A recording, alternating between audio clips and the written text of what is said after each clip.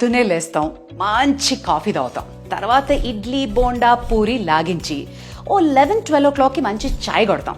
మధ్యాహ్నం heavy lunch, సాయంత్రం ఏ చాటో మిర్చి బజ్జీనో సమోసానో గ్యారంటీ.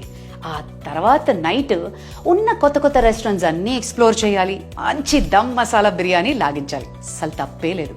ఇదే విధంగా నువ్వు ఒక 1 year చేసావనుకో, కథం, సంపాదించిందల్లా హాస్పిటల్స్కి పెడితే సరిపోతుంది, ఏం ప్రమాదం లేదు. ఇలా చేసినట్టయితే ఆ భగవంతుడు కూడా నీ ఆరోగ్యాన్ని కాపాడలేడు. 56% మన రోగాలకి కారణం మనం తినే ఆహారం అని లేటెస్ట్ సర్వేలో చెప్పారు. మరి జాగ్రత్తగా ఉండకపోతే ఎలా? భగవద్గీతలో కూడా అందుకే అంటారు, బ్రహ్మార్పణం చెప్పి ఎందుకు తింటాం? మనం తినే ఆహారం మన బాడీకి ఒక డివైన్ ఫుడ్లా ఉండాలి, మన సోల్ని, మన స్పిరిట్ని ఎన్హాన్స్ చేసే విధంగా ఉండాలి.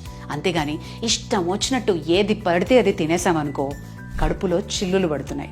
Liquid nitrogen